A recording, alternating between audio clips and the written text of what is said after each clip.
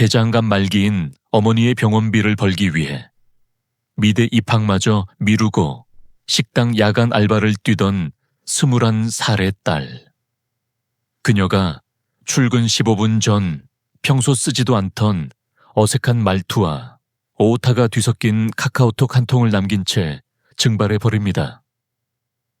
나 진짜 좋은 사람 만났어. 오늘 밤 떠날게.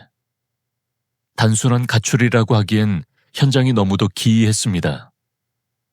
상가 뒷골목에 버려진 그녀의 차는 문조차 잠기지 않았고 조수석엔 지갑이 고스란히 놓여 있었습니다. 무엇보다 왼쪽 타이어는 누군가 고의로 날카롭게 그어버린 상태였죠. 사라진 딸을 찾기 위해 온 동네가 전단지를 돌리며 애타게 헤매던 시간. 하지만 그 소동의 한가운데서 가장 열성적으로 전단지를 돌리던 남자의 셔츠깃 아래에는 채 아물지 않은 붉은 핏자국이 숨겨져 있었습니다. 21살의 착한 딸은 그날 밤 대체 누구의 채 올라탔던 걸까요? 그리고 이 차가운 주차장에서는 무슨 일이 벌어졌던 걸까요? 오늘 들려드릴 이야기는 실제 발생했던 범죄 사건을 바탕으로 재구성되었습니다. 사건 관계자의 보호를 위해 가명 사용 및 일부 세부 설정이 변경되었으나 사건의 핵심과 범죄의 진실은 모두 사실임을 밝힙니다. 사건의 서늘한 진실을 향해 첫 발을 내딛기 전 저희 채널이 계속해서 진실을 추적할 수 있도록 구독과 좋아요를 한 번씩 부탁드립니다. 여러분은 지금 어느 지역에서 이 기막힌 사연을 듣고 계신가요? 댓글로 남겨주시면 감사하겠습니다. 자, 그럼 사건의 그날로 돌아가 보겠습니다. 2017년 여름, 수원 인계동. 해가 뉘엿뉘엿 넘어가고 상가 거리에 화려한 넌사인이 하나둘 켜질 즈음이면 공기 중에는 짙은 기름 냄새와 배달 오토바이의 거친 엔진음, 그리고 사람들의 웅성거림이 빽빽하게 뒤엉켰습니다. 21살 서아진 씨는 서울 남쪽 위성도시의 수많은 청춘들이 그러하듯 그 분주하고 시끄러운 리듬 속에서 묵묵히 자신의 삶을 짊어지고 있었습니다. 그녀의 방 서랍 깊은 곳에는 홍익대 미대 합격증이 조용히 잠들어 있었습니다. 어머니 초애 씨가 대장암 말기 판정을 받은 직후 아진 씨는 입학을 미뤘습니다. 누구도 그녀에게 가족 곁에 남으라고 강요하지 않았습니다. 그녀는 스스로 자신의 빛나는 미래를 잠시 접어둔 채 동네 프랜차이즈 해산물 식당에서 묵직한 앞치마를 둘렀습니다. 쏟아지는 병원비를 감당하기 위해 저녁 타임을 전담했고 남들이 꺼리는 추가 대타 근무도 군말 없이 넘겨받았습니다. 일터에서 아진 씨는 유난히 밝거나 목소리가 큰 직원이 아니라 굳은 일을 좀처럼 거절하지 못하는 조용하고 성실한 사람이었습니다. 그 식당의 주방 매니저는 28살의 강도윤이었습니다. 주방일에 능숙하고 늘 말수가 적었던 그는 이따금씩 순탄치 않았던 자신의 가족사를 무심한 듯 털어놓곤 했습니다. 함께 땀 흘리며 일하는 시간이 쌓이면서 아진 씨는 식당 밖에서 그를 따로 만나기 시작했습니다. 동료들은 물론 부모님에게조차 철저히 숨긴 비밀스러운 만남이었습니다. 좁은 바닥에서 흔히 덧붙여지는 뒷말을 피하고 싶었겠지만 사실 두 사람 사이에는 7살이라는 나이 차이보다 훨씬 더 현실적이고 차가운 경계가 그어져 있었습니다. 강도윤은 직원들의 근무 스케줄을 쥐고 있는 매니저였고 아진 씨는 아픈 어머니를 위해 하루라도 더 야간 근무를 배정받아야만 하는 절박한 입장이었습니다. 타인의 무심한 시선에 비친 아진 씨의 그해 여름은 그저 그랬습니다. 꿈을 내려놓고 야간 알바를 뛰며 병든 어머니의 다리를 주무르는 제 나이보다 너무 일찍 철이 들어버린 고단한 삶. 하지만 이 평범하고 북적이는 상가 골목에 어느 누구도 짐작하지 못했습니다.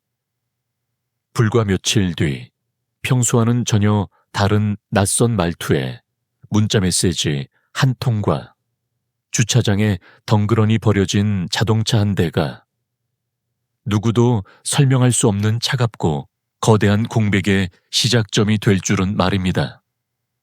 2017년 8월 2일 수요일. 운명의 날은 너무도 평범하게 시작되었습니다. 오후 5시 무렵 아진 씨는 늘 그렇듯 출근 준비를 마치고 아파트를 나섰습니다. 안방에는 투병 중인 어머니 최 씨가 누워 계셨고 거실에 있던 아버지 서 씨에게 아진 씨는 가볍게 다녀오겠다며 인사를 건넸습니다. 그녀는 자신의 하얀색 아반떼 차량에 올라타 일터로 향했습니다. 야간조의 근무는 저녁 6시부터였지만 평소 그녀의 성실함을 증명하듯 늘 30분 정도 일찍 주차장에 도착해 유니폼을 갈아입곤 했습니다. 하지만 그날 저녁 아진 씨는 끝내 식당 문을 열고 들어오지 않았습니다. 그리고 6시 15분경 아버지 서 씨의 휴대전화가 짧게 울렸습니다. 딸 아진 씨의 번호로 도착한 카카오톡 메시지 하나. 엄마, 아빠. 나 진짜 좋은 남자 만났어. 나 지금 너무 힘들어서 이 사람이랑 오늘 밤 떠날게. 나중에 다시 연락할게. 어머니의 병원비를 벌겠다며 학업까지 미룬 딸이 출근 15분 전에 낯선 남자와 도망치겠다는 것은 상식적으로 납득할 수 없는 내용이었습니다. 하지만 서 씨의 등줄기를 서늘하게 만든 것은 문자의 내용보다 형태였습니다. 어딘가 쫓기는 듯 뚝뚝 끊기는 문장, 띄어쓰기가 무시된 어색한 오타들, 평소 딸이 습관처럼 쓰던 애교 섞인 이모티콘조차 하나 없는 완전히 낯선 사람의 말투였습니다. 직감적인 불안감에 아버지가 곧바로 통화 버튼을 눌렀습니다. 하지만 건조한 연결음만 길게 이어질 뿐이었습니다. 2번, 3번을 다시 걸어도 수화기 너머의 침묵은 얼음장처럼 차갑기만 했습니다. 가족은 그날 밤 지체 없이 경찰에 실종 신고를 접수했습니다. 경찰과 가족의 수색이 시작되고 이들은 화려한 인계동 번화가의 이면을 향해 발걸음을 옮겼습니다. 식당과 뒤편 쓰레기 집화장과 맞닿아 있어 사람들의 시선이 잘 닿지 않는 후미진 야외 주차장. 그곳에 아진 씨의 하얀색 아반떼가 어둠 속에 조용히 세워져 있었습니다. 차량의 문은 잠기지 않은 상태였습니다. 조수석 위에는 그녀의 핸드백과 지갑이 고스란히 놓여 있었습니다. 훗날 이 상황은 아주 뼈아픈 의미로 해석됩니다. 아진 씨는 근무 시작 전 누군가의 차에 아주 잠깐만 옮겨 타서 분명하게 이야기를 끝맺고 금방 돌아올 생각이었습니다. 그래서 귀중품을 그대로 둔 채 문조차 잠그지 않았던 것입니다. 그 짧은 방심이 영원한 공백으로 이어질 줄은 꿈에도 모른 채 말입니다. 하지만 차 안에 남겨진 소지품들보다 조사관들의 눈길을 끈 더 기이한 흔적은 차량 외부에 있었습니다. 아반떼의 왼쪽 타이어에는 날카로운 칼날로 단숨에 그어내린 듯한 선명하고 깔끔한 파손 자국이 남아 있었습니다. 누군가 철저하게 계산된 움직임으로 타인의 시선을 특정 방향으로 돌리기 위해 고의로 연출해둔 현장이라는 묵직한 의문이 피어오르는 순간이었습니다. 이 주차장의 밤 공기는 무거웠지만 수사관들의 시선으로 바라본 현장은 지나치게 고요했습니다. 차량 내부 어디에도 핏자국은 없었습니다. 깨진 유리창이나 격렬한 몸싸움이 벌어진 흔적도 보이지 않았습니다. 조수석에 덩그러니 남겨진 핸드백과 기이한 문자 메시지가 가족들의 가슴을 까맣게 태우고 있었지만 규정과 절차라는 현실의 벽은 차갑고 견고했습니다. 성인 여성이 자신의 차량을 몰고 자발적으로 집을 나선 정황. 직접적인 폭력 피해를 입증할 뚜렷한 물증이 없는 상태.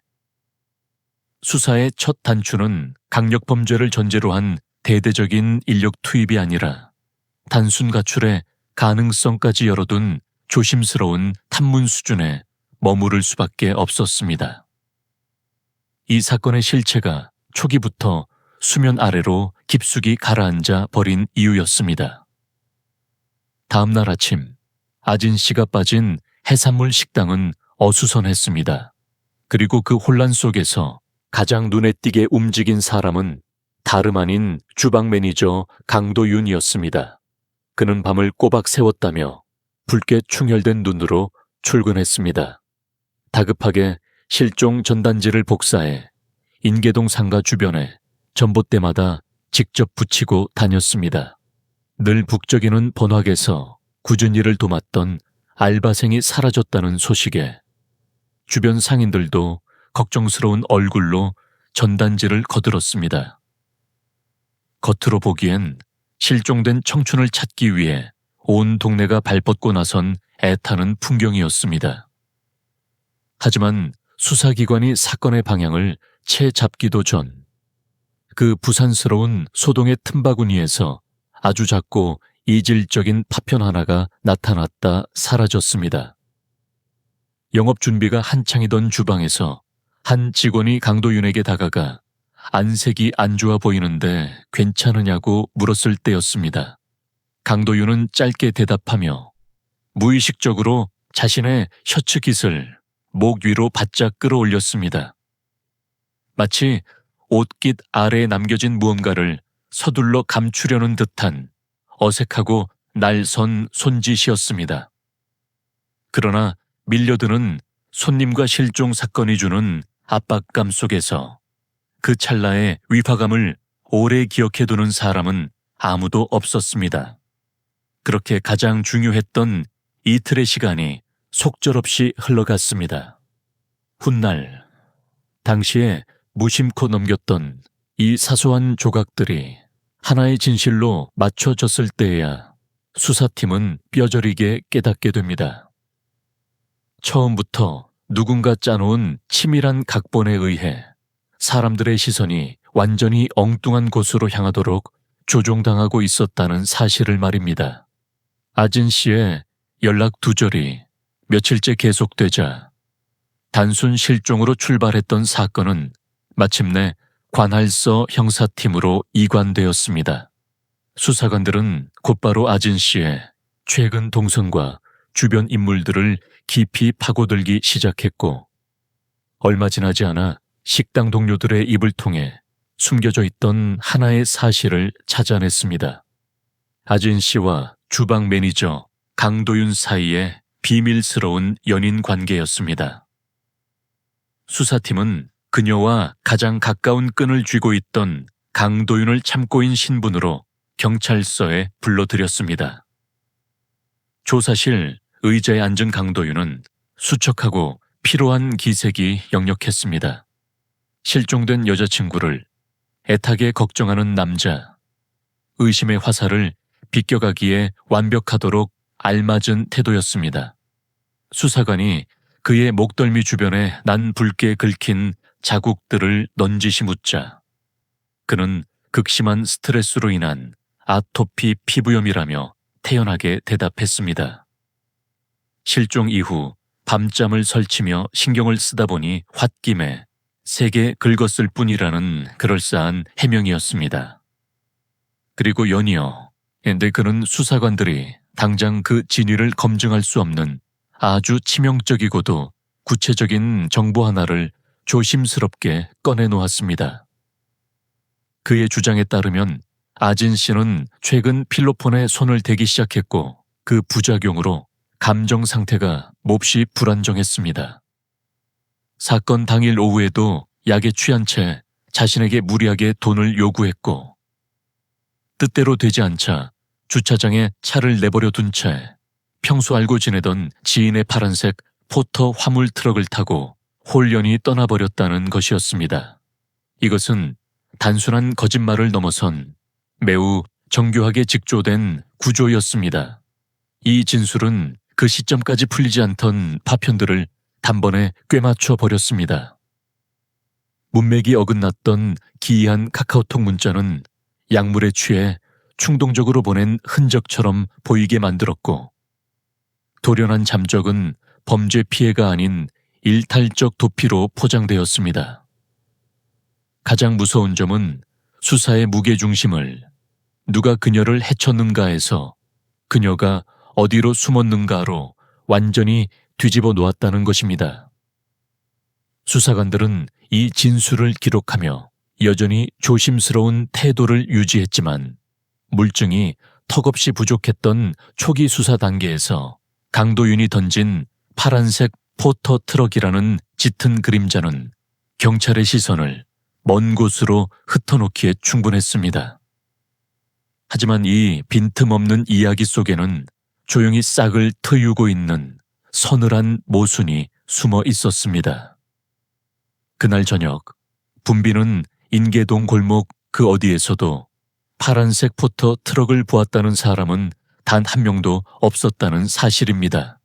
그리고 존재하지도 않는 그 트럭을 유일하게 목격했다고 주장하는 남자는 아진 씨가 세상에서 지워지던 날 그녀의 가장 곁에 서 있던 사람이었습니다. 그 후 며칠 동안 수사팀은 강도윤이 진술실에서 열어둔 좁고 불확실한 방향을 따라 걸어갈 수밖에 없었습니다.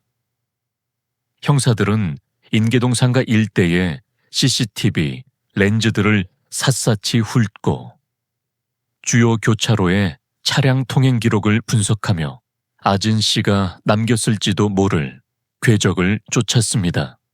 하지만 그날 오후 주차장을 벗어난 이후 그녀가 세상에 남긴 물리적인 흔적은 단 하나도 없었습니다. 새로운 카드 결제 내역은 없었고 휴대전화 기지국 신호 역시 짙은 침묵만을 지켰습니다. 강도윤이 확신에 차서 언급했던 파란색 화물 트럭도 어떠한 물증이나 목격자 없이 허상처럼 흩어져 버렸습니다. 수사는 실종 사건에서 가장 두려워하는 지점에 도달했습니다.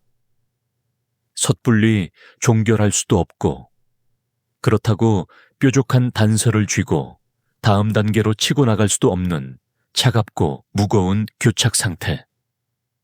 여름의 시간은 속절없이 흘렀고 그 시간은 결코 피해자 가족의 편이 아니었습니다. 어머니 초혜 씨는 생명줄과도 같은 항암 치료마저 완강히 거부한 채 병원 문을 나섰습니다. 매일 아침 아버지 서 씨는 휠체어에 탄 아내를 이끌고 딸이 일하던 식당 근처 골목으로 나갔습니다. 사람들의 손을 타 점차 구겨지고 바래져가는 전단지를 쥐고 묵묵히 거리를 지켰습니다. 그 쇠약한 부모의 모습을 지켜보던 동네 상인들은 요란한 위로의 말을 건네는 대신 조용히 다가와 전단지 뭉치를 나누어 들고 각자의 가게에 붙였습니다. 굳이 누가 시키지 않아도 곁을 내어주는 묵묵하고 끈질긴 연대였습니다. 반면 강도윤의 일상은 너무나도 평온하게 굴러갔습니다. 그는 평소처럼 식당으로 출근해 주방을 지켰습니다. 심지어 어느 날은 피로회복제인 바카스 한 상자를 사들고 관할 경찰서 형사팀을 찾아오기까지 했습니다. 오이 실종된 직원을 걱정하는 선량한 매니저의 얼굴을 한 채 그는 수사관들에게 조심스럽게 수사 진행 상황을 떠보았습니다. 당시 수사관들의 눈에는 그저 답답하고 애타는 지인의 방문으로 비쳤습니다. 하지만 훗날 그것은 경찰의 수사망이 자신의 턱 밑까지 다가왔는지를 은밀하게 가늠해 보려던 서늘하고 기만적인 행동이었음이 드러납니다. 모든 것이 시간의 먼지 아래로 가라앉으며 영원한 미궁 속으로 묻히는 듯했습니다. 수사팀이 쓰레기 집화장 주변의 상가 CCTV를 넘어서 사건 당일 주차장에 세워져 있던 주변 차량들의 블랙박스 데이터로 시선을 돌리기 전까지는 말입니다. 어느덧 이 주일이 훌쩍 넘어갔습니다. 초기에 뚜렷한 폭력의 흔적을 발견하지 못한 성인 실종 사건에서 시간은 언제나 사건의 기록을 가장 빠르게 식혀버리는 잔인한 도구입니다. 인계동 상가 골목은 마치 아무 일도 없었다는 듯 다시 매일의 소음과 눈부신 넌사인 속으로 돌아갔습니다. 전봇대마다 붙어있던 아진 씨의 실종 전단지들은 늦어름의 비바람에 적고 빛이 발해가며 사람들의 시선 속에서 서서히 지워지고 있었습니다. 수사 서류는 여전히 열려 있었지만 새로운 조각이 수면 위로 떠오르지 않는 한 사건은 이대로 기약 없는 미제의 영역으로 가라앉을 운명처럼 보였습니다. 침묵이 길어질수록 병든 아내를 휠체어에 태우고 텅 빈 주차장을 서성이던 아버지의 어깨 위로는 감당하기 힘든 무거운 짐이 켜켜이 쌓여만 갔습니다. 하지만 수사팀은 이 무거운 공백의 시간 속에서 마지막 끈을 놓지 않았습니다.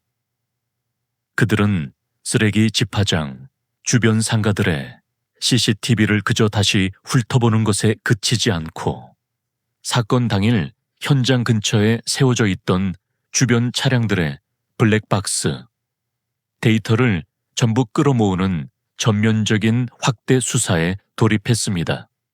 그리고 처음에는 누구의 시선도 닿지 않았던 어느 블랙박스의 측면 카메라 영상 속에서 마침내 죽어있던 사건의 맥박을 통째로 뒤집어버릴 결정적인 장면이 떠올랐습니다.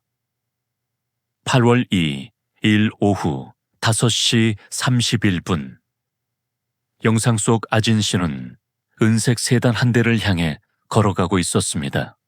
그녀는 아무런 경계심 없이 너무도 자연스럽게 조수석 문을 열고 채 올라탔습니다.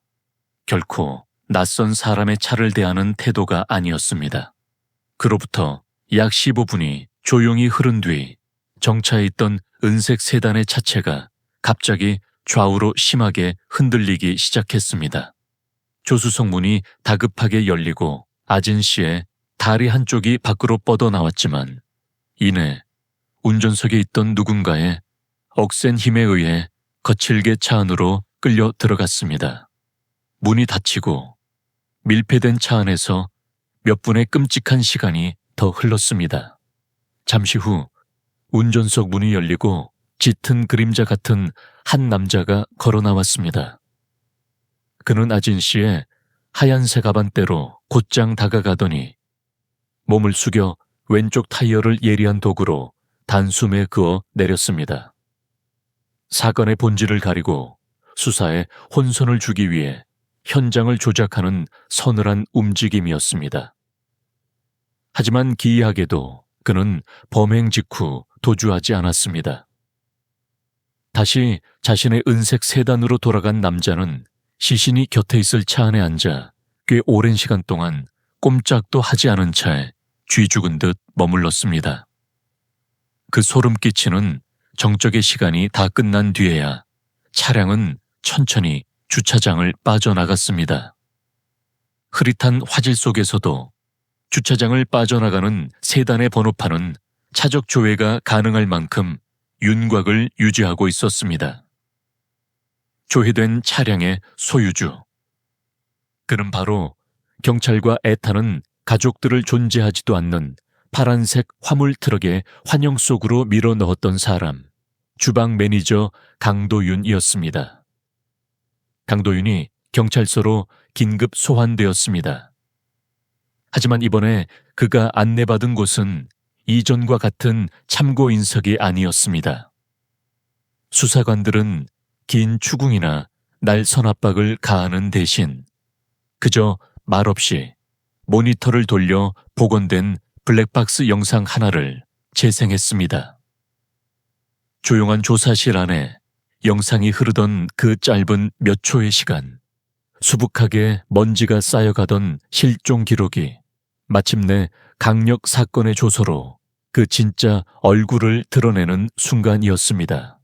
지금까지 수사관들에게 거짓된 정보를 쥐어주며 사건의 방향을 마음대로 통제하려 했던 그는 이제 화면 속에 찍힌 자신의 기괴하고도 잔혹한 행적을 스스로 해명해야만 하는 벼랑 끝에 섰습니다. 모니터 불빛 앞에서 무거운 침묵이 지나고 강도윤은 황급히 새로운 버전의 변명을 짜맞추기 시작했습니다.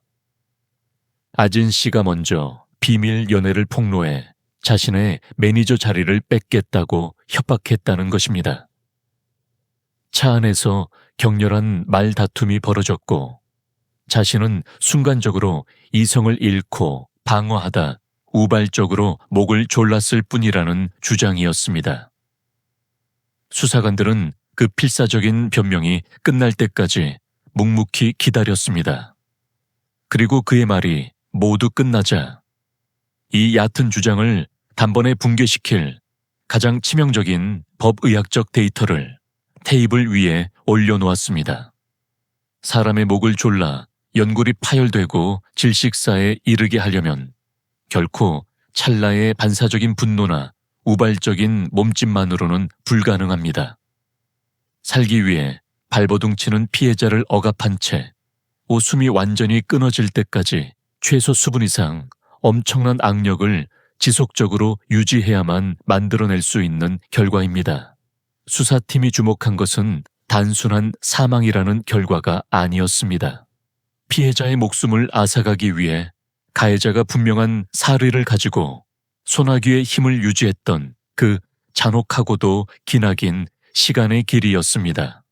아진 씨가 주차장에서 사라진 날 이후 처음으로 강도윤이 겹겹이 쌓아 올렸던 거짓말의 성벽이 완벽하게 무너져 내렸습니다.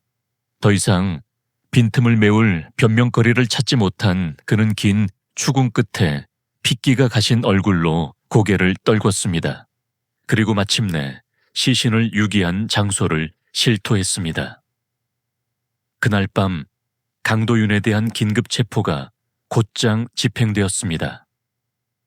그리고 아직 여명이 밝기도 전인 차가운 새벽, 굳은 표정의 수색팀은 그가 입술을 떼어 지목한 낯선 지명을 향해 일제히 무거운 시동을 걸었습니다. 강도윤이 마침내 입을 열어 자백한 장소는 수원에서 차로 오가기에 큰 무리가 없으면서도 평소 인적이 드물어 우연한 시선을 피할 수 있는 화성 외곽의 한 조용한 저수지였습니다. 칠흑 같은 어둠을 뚫고 수색을 시작한 팀은 짙은 진흙과 수초 더미 아래 깊숙이 가라앉아 있던 아진 씨의 시신을 수습했습니다. 참혹하게도 그녀의 작은 체구를 겹겹이 빈틈없이 감싸고 있던 것은 해산물 식당 주방에서 식자재를 밀봉할 때 흔히 쓰이는 대형 공업용 랩과 접착 테이프였습니다. 강도윤이 주방 매니저로 일하며 매일 같이 만지던 바로 그 익숙한 물건이었습니다. 그 순간 며칠 동안 가족들의 피를 말리던 단순 가출 및 실종 사건의 수사 서류는 완전히 덮였습니다.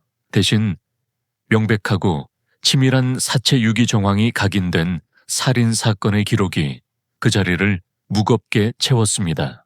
얼마 뒤 국과수에서 도착한 정밀 부검 및 독극물 검사 결과는 강도윤이 교묘하게 짜놓았던 거짓말의 뼈대를 산산조각냈습니다.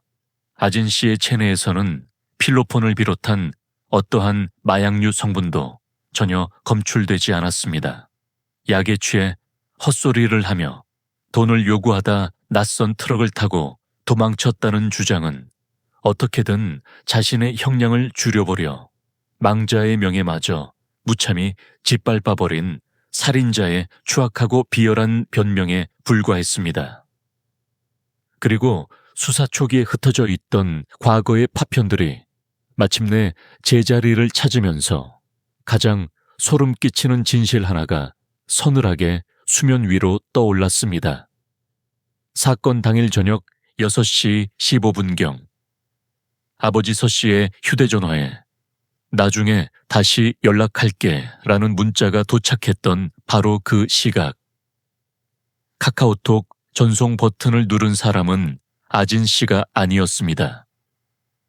주차장에서 아반떼 타이어를 찢어 가짜 범죄 현장을 연출한 강도윤은 그 즉시 현장에서 도주하지 않고 자신의 은색 세단으로 다시 돌아왔습니다. 그리고 이미 숨이 멎은 아진 씨의 시신을 조수석에 둔 채 약 20분 가까이 차 안에 고요히 머물렀습니다.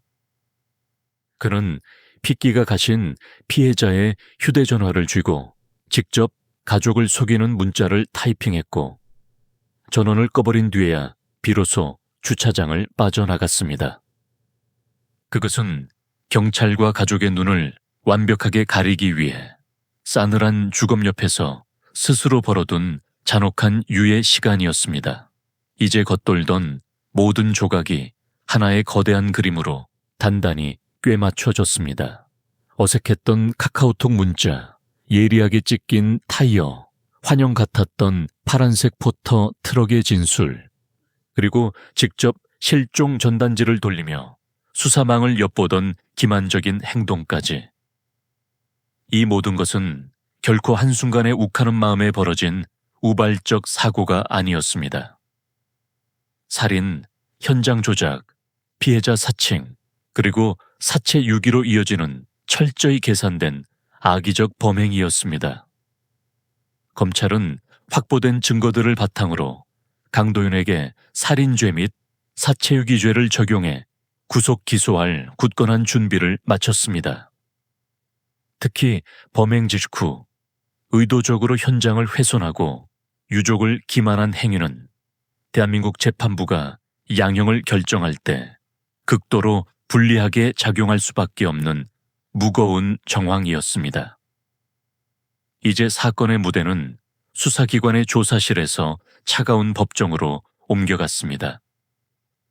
더 이상 질문은 아진 씨가 어디로 사라졌는가가 아니었습니다. 빈틈없이 닫힌 증거의 포위망 속에서 살인자 강도윤이 과연 어디까지 자신의 죄를 부인할 수 있을 것인가였습니다. 그해 겨울 수원지방법원에 무거운 문이 열리며 마침내 진실을 가릴 재판이 시작되었습니다.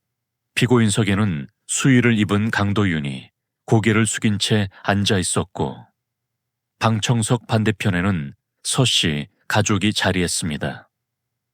잃어버린 딸을 찾으려 며칠 밤낮을 휠체어에 의지해 거리를 헤매던 어머니 최 씨.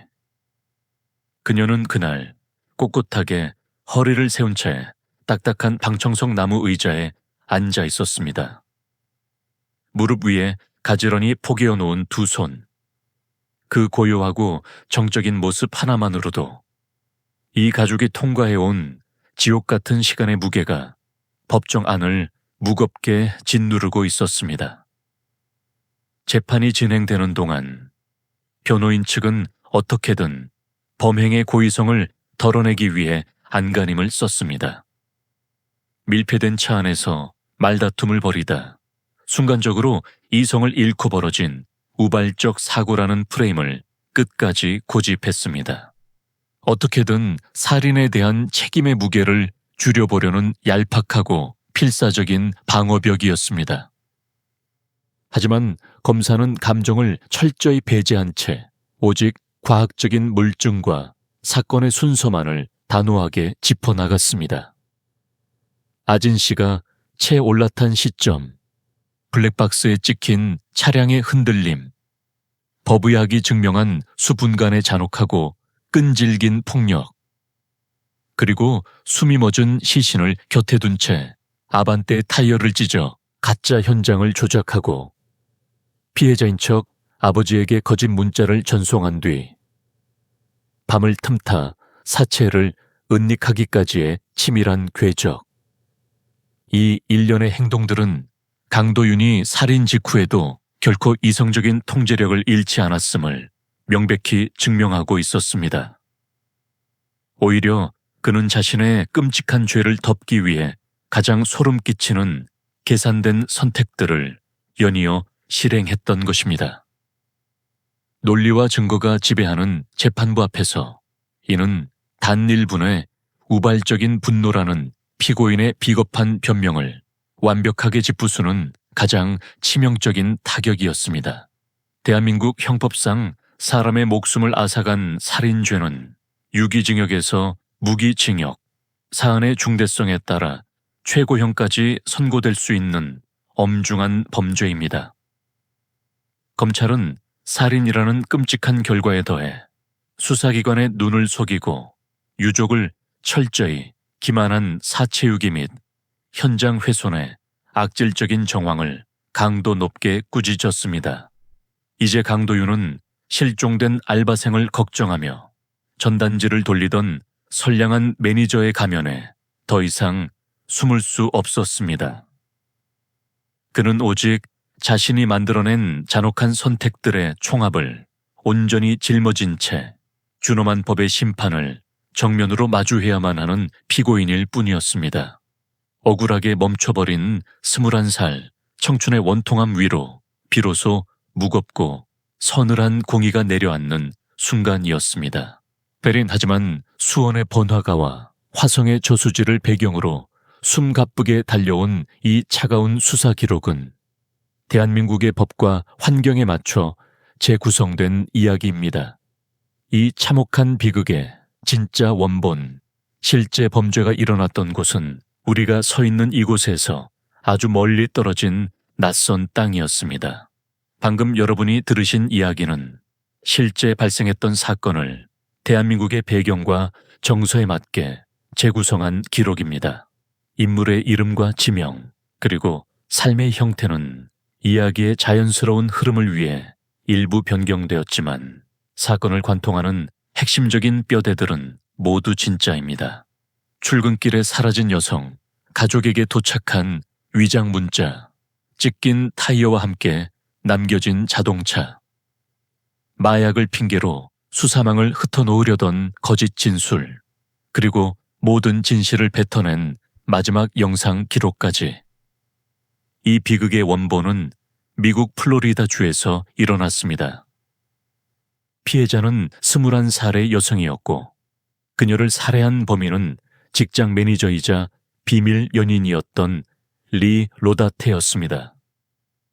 2021년 법정에서 유죄 협상을 받아들인 그는 징역 40년형을 선고받았습니다. 미국의 사법 현실에서도 40년이라는 시간은 피고인의 남은 생의 대부분을 철창 속에서 마감하게 만드는 매우 무겁고 단호한 형벌입니다. 만약 이 사건을 대한민국의 법정으로 가져와 형법의 시선으로 바라본다면 어떨까요? 재판부가 엄중하게 묻는 것은 단지 살인이라는 참혹한 결과만이 아닙니다.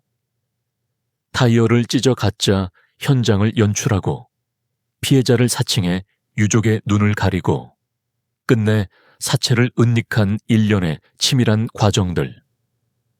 우리 재판부는 범행 이후에 이어지는 이러한 연속적인 기만 행위를 결코 몇 분간의 우발적인 충동으로 덜어주지 않습니다.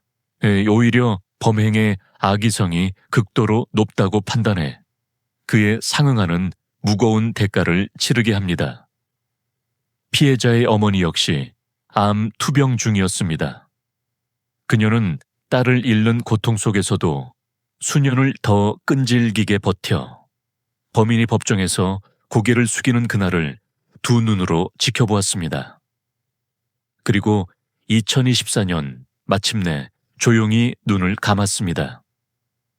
아픈 어머니를 돌보기 위해 자신의 빛나는 미래를 접어두었던 딸이 도리어 세상에서 가장 먼저 떠나버렸다는 사실. 어쩌면 그것이 이 사건이 남긴 가장 시리고 아픈 잔상일 것입니다. 이 기록이 우리에게 남긴 것은 거창한 통찰이 아닙니다. 주변의 시선으로부터 완벽하게 닫혀있는 비밀스러운 관계는 변수가 발생했을 때 가장 위험하고 치명적인 공백을 만들어냅니다. 무언가 잘못되었다는 걸 누군가 알아차렸을 때는 이미 모든 것이 너무 늦어버린 뒤이기 때문입니다. 40년이라는 형량, 그리고 비겁한 변명과 묵직한 진실의 경계에 대해 여러분은 어떤 생각을 하셨나요? 여러분의 깊은 시선과 남겨진 이야기들을 댓글로 공유해 주세요. 끝까지 들어주셔서 감사합니다. 저는 다음 사건 기록에서 다시 뵙겠습니다.